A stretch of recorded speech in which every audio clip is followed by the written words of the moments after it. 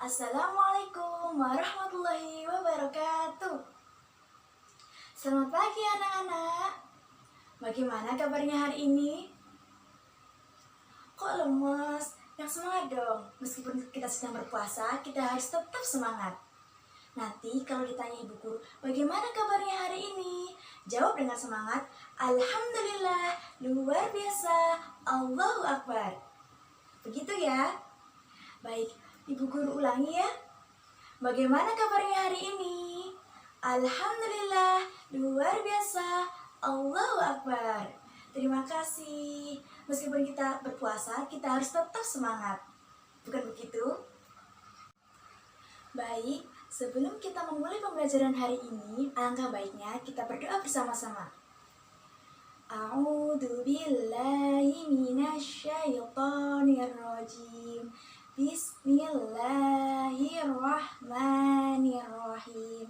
Alhamdulillahi rabbil alamin.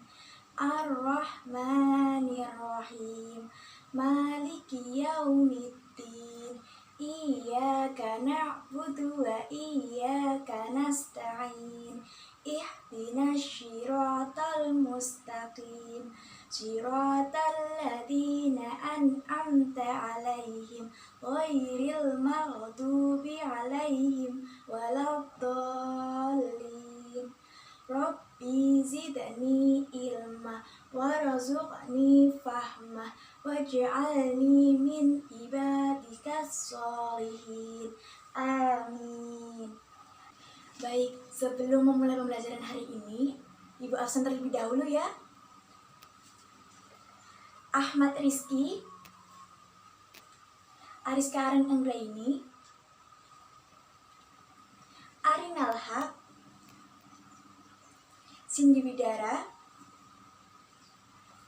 Meira Nurlaili. Kemana Meira? Oh, hadir. Raihana Munifatur Rahmah, Reza Juliawan. Baik, hadir semua ya. Alhamdulillah. Baiklah, sekarang Ibu ingin bertanya. Kita belajar tentang apa sih hari ini? Betul sekali. Kita akan belajar tentang masa kanak-kanak Nabi Muhammad SAW. Jadi, tujuan pembahasan materi ini adalah agar kita tahu bagaimana sih masa kanak-kanak Nabi Muhammad SAW. Apa sajakah peristiwa yang terjadi pada masa kanak-kanak Nabi? Nah, sekarang kita akan belajar tentang masa kanak-kanak Nabi dengan menggunakan media pembelajaran Mind Map. Tujuan pembelajaran dengan menggunakan media Mind Map adalah agar mempermudah kita dalam memahami materi yang akan kita pelajari. Mohon perhatiannya anak-anak. Terima kasih. Sekarang anak-anak perhatikan mind map yang telah Ibu buat. Di sini ada materi-materi yang akan kita bahas hari ini. Masa kanak-kanak Rasulullah SAW. Bagaimana sih masa kanak-kanak Rasulullah SAW? Peristiwa apa saja yang terjadi pada masa kanak-kanak Rasulullah? Ya, pada masa kanak-kanak Rasulullah SAW banyak sekali peristiwa yang terjadi. Yang pertama itu kelahiran Nabi, awal pengasuhan Siti Aminah, pengasuhan Abdul Muttalib, dan yang terakhir pengasuhan Abi Thalib. Ya, peristiwa pertama pada masa kanak-kanak Rasulullah SAW adalah kelahiran Nabi Muhammad SAW. Kapan sih Nabi dilahirkan? Di mana Nabi dilahirkan? Siapa orang tua Nabi Muhammad? Dan peristiwa apa yang terjadi pada masa kelahiran Nabi Muhammad? Ya, Nabi Muhammad SAW dilahirkan pada tanggal 12 Rabiul Awal pada tahun Gajah atau 27 April tahun 571 Masehi. Di mana Nabi dilahirkan? Nabi dilahirkan tepat di kota Mekah. Siapa orang tua Nabi Muhammad SAW?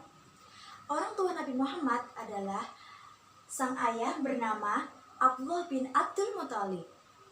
Siapa ibunya? Ibu Nabi bernama Siti Aminah. Nabi memiliki kakek yang merupakan tokoh utama pada kota Mekah. Peristiwa apa yang terjadi di kota Mekah pada saat kelahiran Nabi Muhammad? Ya, pada saat kelahiran Nabi Muhammad itu dinamai dengan Tahun Gajah. Apa sih Tahun Gajah itu? Tahun Gajah adalah peristiwa di mana kota Mekah diserang oleh tentara bergajah yang dipimpin oleh Abraha. Yang kala itu Abraha ingin sekali menghancurkan kota Mekah. Menuju pembahasan yang kedua, yakni pengasuhan awal Nabi Muhammad SAW.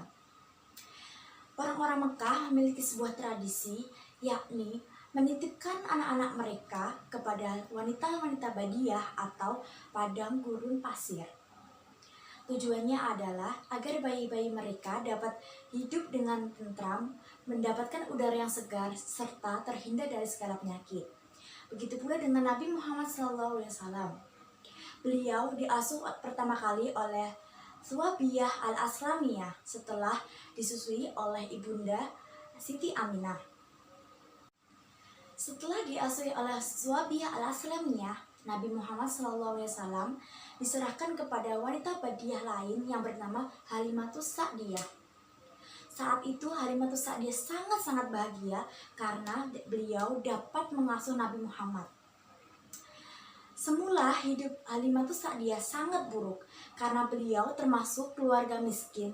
Akan tetapi setelah pertolongan Allah, setelah beliau mengasuh Nabi Muhammad, binatang ternak beliau menjadi gemuk, sayur-sayuran beliau menjadi subur kembali. Awalnya Halimatus Sa'diyah hanya mengasuh Nabi selama 2 tahun.